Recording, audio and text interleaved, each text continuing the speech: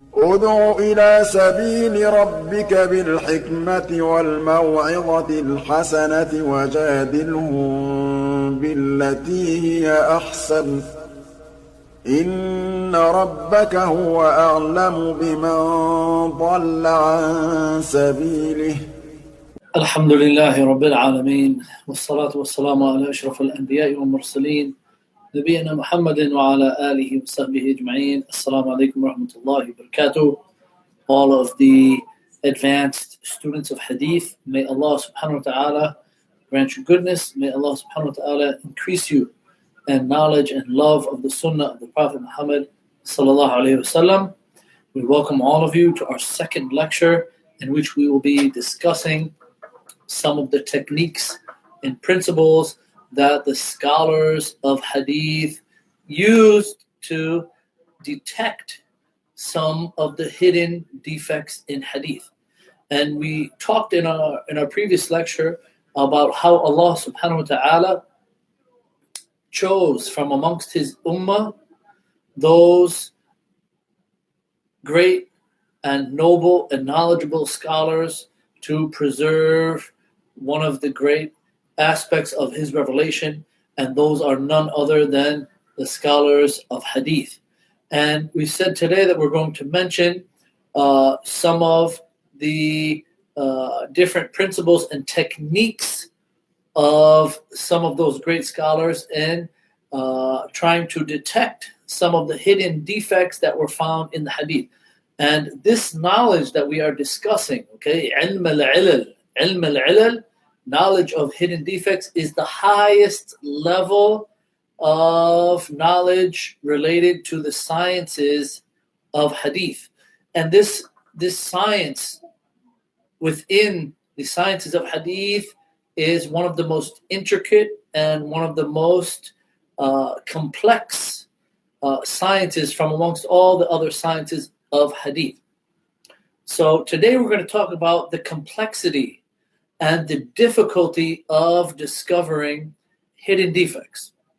So discovering hidden defects in a hadith, as we mentioned, is one of the most intricate branches of knowledge related to the sunnah.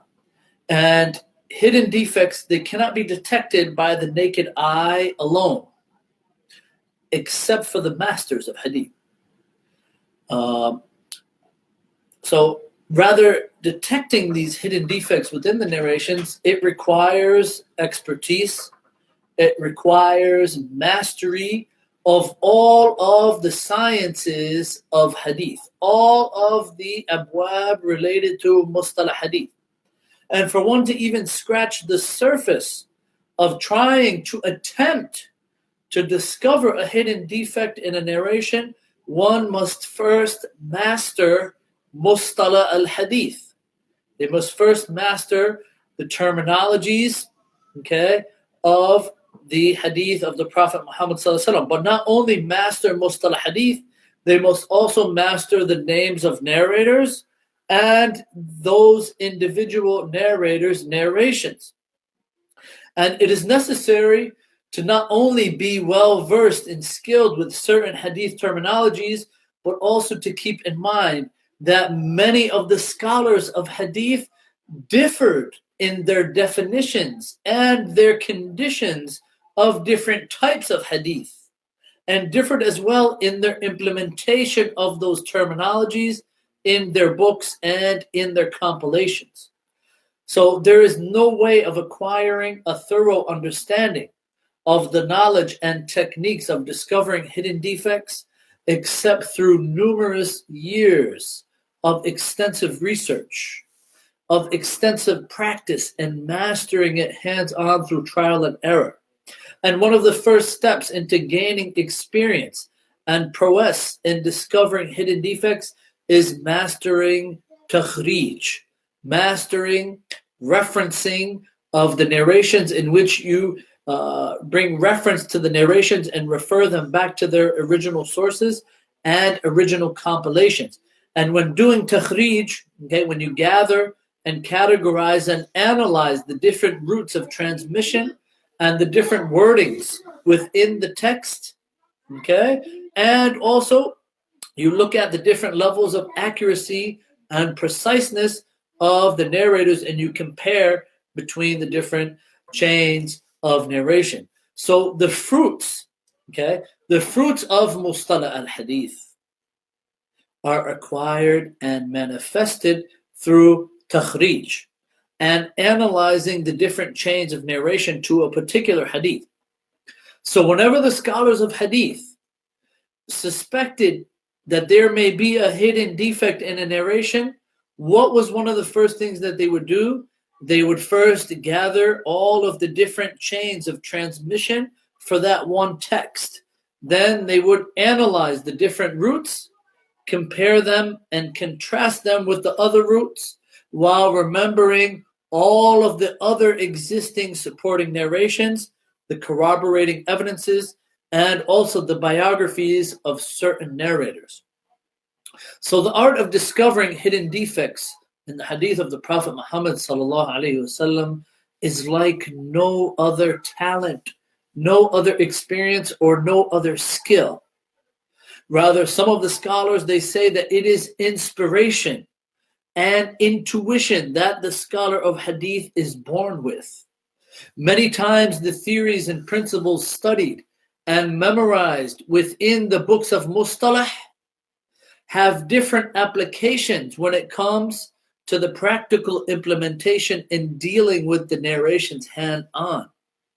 So the scholar who is able to detect hidden defects in a hadith is similar to a doctor who memorizes the symptoms and medications needed for the flu. At first glance, the doctor may look at a patient and think that the patient has certain illnesses, but after further investigation, after further testing and examination, the doctor's diagnosis is different than his initial diagnosis or what he learned in medical school. However, the more experienced and tenured physician may know exactly what the patient is suffering from as soon as that patient walks through the door by observation and without any checkup or physical examination. So this is similar to how the experts, the masters and geniuses from amongst the scholars of hadith were skilled in regards to discovering and recognizing the ahadith that contained hidden defects. Some of these great scholars would recognize the hidden defects at first glance, while others would need to investigate the chains of narration and the texts for weeks or months on end. And this all depended upon their level of knowledge, their level of memorization, their skill, their experience, their insight, and the success that Allah subhanahu wa ta'ala has blessed them. So what is the goal and what is the intention of learning the different techniques of discovering hidden defects in some hadith? So the main goal of these series of lectures is, number one, to increase the student of knowledge's appreciation of the Sunnah and the scholars of hadith, and also to increase the Muslims' awareness and appreciation of the Sunnah and the scholars of hadith, and all of the efforts that they put forth to preserve, to convey, and to understand and to explain the Sunnah of the Prophet Muhammad sallallahu alaihi wasallam. And another goal from doing this series of lectures is to introduce the Muslims, and specifically the students of Islamic knowledge, some of the techniques that were used by the scholars of hadith in discovering hidden defects to protect and preserve the Sunnah of the Prophet Muhammad sallallahu alaihi wasallam. So, unfortunately, those who haven't studied hadith or the sciences of hadith too much, some mistakenly think that knowledge of hidden defects, that ilm al-ilal, okay, the knowledge of hidden defects revolves solely around jarh wa tadeel, solely revolves around criticism and praise of narrators. While knowledge of discovering hidden defects, okay, knowledge of ilal, it does have somewhat of a relationship with it, but this branch of knowledge, okay, how to discover hidden defects, it doesn't revolve around the criticism of narrators. Rather, it is more complex and more intricate than that. And this is why it is at the peak of the sciences of hadith. So discovering hidden defects in hadith revolves around discovering some of the mistakes that trustworthy narrators made, that the thiqat made, and that which necessitate that one's narrations cannot be accepted. So many times they may not be discovered. Many times these hidden defects may not be discovered by just observing or reading the chain of narration and referring back to the books of jarh and tadeel. And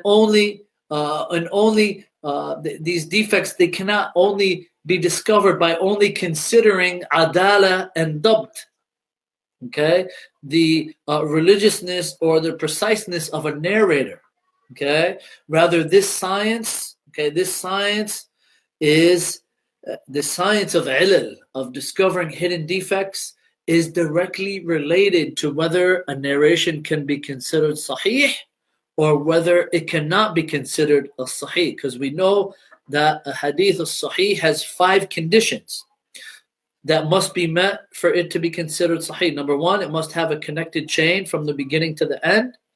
Number 2, the narrator must be religious and upright. Number 3, the narrator must be precise and accurate in what he's narrating.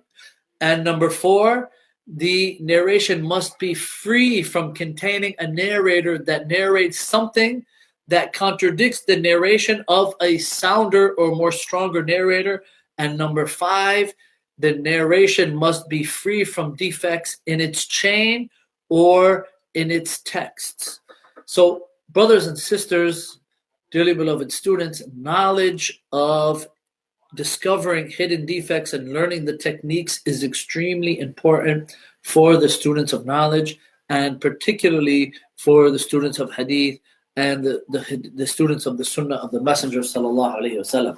So having knowledge of the techniques of discovering hidden defects that our scholars used aids not only the students of knowledge, not only the students of hadith, but also aids all scholars.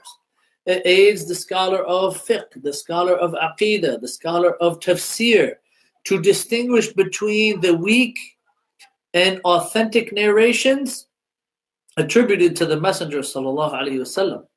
So without this knowledge, a scholar or student of knowledge may unintentionally ascribe something to the Prophet Muhammad sallallahu alaihi wasallam that he didn't say, nor did he approve of. And having knowledge of these sciences, of the techniques and principles to discover hidden defects in hadith, enables the scholar to select and follow the best and the strongest of narrations, as Allah subhanahu wa ta'ala, He tells us in the Quran, right, to follow the best of what was revealed to you from your Lord. So discovering hidden defects within some of the prophetic narrations and clarifying them to the ummah is also a part of giving advice. Ad-deenun nasiha is also part of giving advice, and also part of preserving one of the main sources of Islam, which is the sunnah of the Prophet Muhammad sallallahu alaihi wa ala alihi wasallam. So in this treaty, okay, in this treaty that we're discussing, in this series of lectures that we're going through, we're going to talk about many different topics. From amongst them, we're going to talk about what is an illah, what is a hidden defect, what is a hidden defect, what does it mean linguistically, what is it technically. Also, where did the science emerge? Okay, where did this science of discovering and clarifying hidden defects emerge? Also, we're going to talk about the importance of knowing hidden defects. Also, the status of this science of hidden defects within the sciences of hadith. And then we're going to get into the techniques and principles that aid the student of hadith in finding hidden defects in narrations, and also the techniques and principles that the previous scholars of hadith used. And then we're going to talk about some of the causes for hidden defects. So the reason why we decided to discuss this topic is because, number one, I haven't come across any lectures that discuss this topic in detail and also to increase the Muslims' appreciation of these great scholars of hadith, and to appreciate their strenuous efforts, their care, their concern and research that they contributed to Islamic scholarship and the Sunnah in particular. As there are a few books that have briefly touched on the subject of ilal in English, okay, but not exclusively.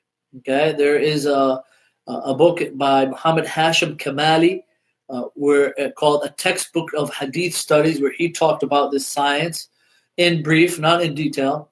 Also, Hadith Muhammad, Muhammad Sallallahu Alaihi Wasallam's legacy in the medieval and modern world by Jonathan Brown, which mainly talks about the methods and history of hadith criticism, but doesn't actually talk about how to discover hidden defects in particular. Then you have the very famous book, The Authority and Importance of the Sunnah by Jamal Zarabozo. He also mentions it, but about 2 pages. And then you have Dr. Mustafa Sabai's book, The Sunnah and Its Role in Islamic Legislation, which is only about 5 pages long. So we don't have any series of lectures or any actual compilation which actually talks about the techniques and principles that the scholars of hadith used to discover the hidden defects in the hadith of the Prophet Muhammad sallallahu alaihi wasallam. So, inshallah, we're going to talk about this evening, what is the definition? What is the definition of a hidden defect in a hadith? So the word illah, ayn, lam, ta marbuta, which it can be translated to mean a hidden defect, as we've been translating it as. It can also mean a blemish, a mistake, or a fault or deficiency in a prophetic tradition, either in the text or the chain of narration. As we know that the hadith of the Prophet Muhammad sallallahu are composed of 2 parts, the text and the chain of narration. But it also has, let's look at the linguistic meaning first in the Arabic language. So the linguistic meaning goes back to 4 common usages. Number 1, it means repetition or to repeat itself. Number 2, it can mean an obstacle. Number 3, it can mean a weakness in something. Or number 4, it can mean to be distracted or taken away from doing something. Okay? So in the language, the scholars have used many different wordings to talk about these hidden defects. Okay, Ibn Salah, the author of his great book, Al-Muqaddimah, as it is well known, Muqaddimah fi Ulum al-Hadith, or Muqaddimah Ibn Salah, which is one of the fundamental books that a student of Hadith should study well, should research, should review on a regular basis. He uses the word mu'allal. Okay, when he wants to talk about a hidden defect in a hadith, he says mu'allal. Okay, mu'allal, mim, ayn, lam, lam. Okay, however, Imam al-Iraqi, who is the great scholar who authored many books in hadith, his most famous book is Alfiyat al-Iraqi, okay, which he actually derived and used Ibn Salah's book Al-Muqaddimah and turned it into 1,000 lines of poetry. Okay, Imam al-Iraqi, he was from a Kurdish family in Iraq, and then he later moved to Cairo, and he was one of the leading scholars, one of the leading Shafi'i scholars of hadith in his time. So he's the author of Al-Alfiyah. Okay, so he said in his explanation of Ibn Salah's Muqaddimah, called At-Taqeed wal-Idah, that it is better to use the word mu'al. It is better to use the word mu'al with 1 lam instead of 2, because the linguists of the Arabic language use it to mean something to be distracted or taken away from doing something.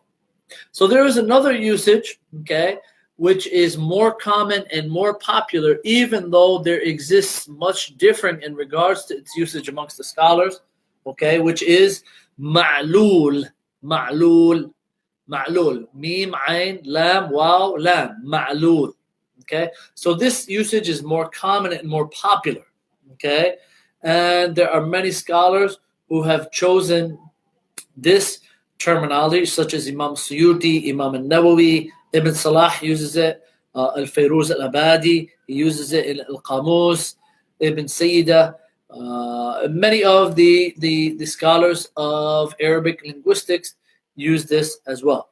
So there are also other scholars, okay, who said that this linguistic usage of the word is correct, such as Az-Zajjaj, who is also a great scholar of the Arabic language, Al-Jawhari in his book As-Sihah, Ibn al-Qutiyah in his book Af'al, they mentioned that this usage is correct as well. Also Al-Matrizi in his book Al-Mughrib, and Ibn Hisham, and Al-Zarqashi, and Al-Fayyumi, and the majority of scholars of hadith use this, such as Imam al-Tirmidhi, Imam Daraqutni, Imam Ibn Adi, Imam al-Hakim, al-Naysaburi, al-Bukhari, and many others as well. And also the Usuliyun, okay, the Usuliyun and the Fuqaha, they also use the word ma'lul to talk about the hidden defects in narrations. So the strongest opinion in this issue, and Allah subhanahu wa ta'ala knows best, is that it is more proper linguistically to say a'alla fulan al-hadith, a'alla al-fulan al-hadith, ya'illuhu, and the hadith is what? Mu'allal. So it is also acceptable to say a'tal al-hadith, then the hadith would be what? Mu'tal. And this is the wording that Ibn al-Qattan uses frequently in his book Bayan al-Wahm wal-Iham, and other scholars of hadith from Al-Andalus, from Spain, such as Imam Abdul Haq al-Ishbili and his book Al-Mu'tal min al-Ahadith. So as for the technical meaning of the word illah, then each group of scholars, according to their specialty, have derived their own particular meanings for the word. As for the scholars of hadith, then we will mention in detail the different usages amongst them, along with the most common and most popular usages. So as we mentioned, the jurisprudence theorists, okay, the usuliyun, and the scholars of jurisprudence, the fuqaha, use this term, okay, they use the term illah to mean the determinant legal factor which is close to the sabab, which is close to the legal cause. Okay, the scholars of usul, they don't mean most likely that the hadith has a hidden defect or mistake when they use the word illah. Also, the scholars of qira'at, the scholars of Quranic recitation, they also use this terminology illah. Okay, and it is a very good concept to come across, which we find in many of the books of qira'at, okay, and they use the word illah and the sciences of Quranic recitation to mean the reasoning behind the different qira'at, which means why a certain recitation is correct or incorrect. So the usage of the word illah amongst the scholars of hadith, okay, they use it to mean, as we mentioned earlier, okay, they use the word illah to mean a hidden defect in the hadith that impairs it or causes weakness in it, even though it seems apparently authentic to the naked eye. And Ibn Salah in his Muqaddimah, he says, quote, "Know that identifying hidden weaknesses in a hadith is one of the most important disciplines and one of the most subtle and noble disciplines. Only people with good memories, vast knowledge, and penetrating understanding can be skilled in it. A hidden defect refers to hidden and obscure elements that impair the hadith," unquote. So the best definition, and Allah knows best, in my opinion, is what Imam al-Sakhawi who was from the great Shafi'i scholars of hadith, fiqh, tafsir, Arabic adab, tarikh. He was born in Cairo and lived in a village called Sakha in Egypt. And his proficiency in hadith and its sciences go back to one of his greatest teachers, who was Ibn Hajar al-Asqalani, rahimahumullah. And one of his most famous and beneficial works in hadith sciences is his book, all of you should write this down, Fathul Mughith.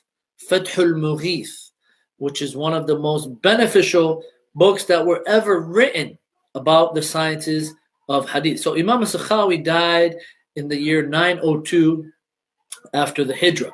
So he says in his book, Fathul Mughith, he explained in illah to be, quote, it is a narration that is apparently free from all defects, but is later discovered, or it later becomes apparent after research and study. Okay, so let's break this definition that Imam al-Sakhawi used. Okay, so from this definition we can conclude the following. Number one, it is a narration.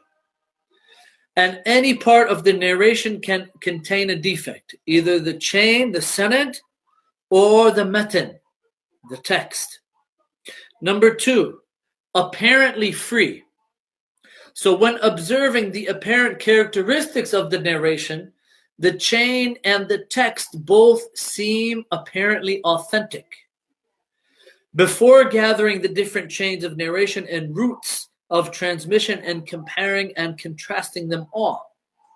So many times, okay, it is not apparent to the eye that there is a hidden defect. Number three, it is later discovered after research. So the hidden defect was found or discovered after gathering up the different chains of narration and the routes of transmission. Then it is discovered after studying the chains and text collectively, comparing them and analyzing them. And number four, the defect in the narration impairs its soundness and authenticity. So based upon this, brothers and sisters and students, we can say that in order for a narration to be considered to have a hidden defect in it, then two conditions must be met for it to be considered mu'tal or ma'lul, to be defective.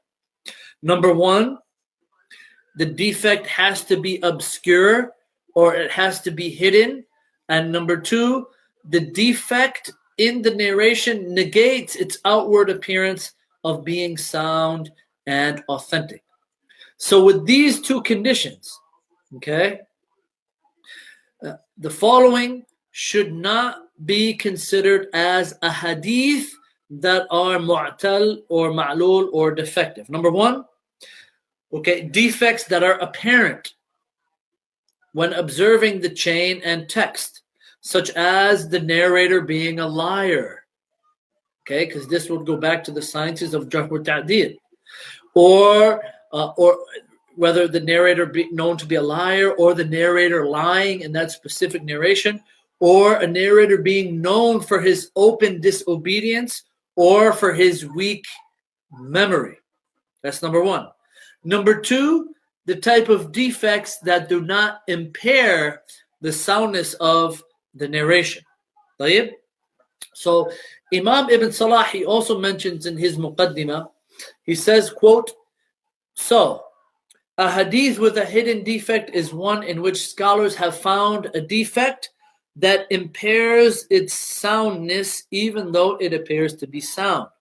This impairment then affects the chain of narration, which is composed of reliable narrators and which apparently fulfills all the conditions of a sound hadith. So some scholars have used the word illah generically.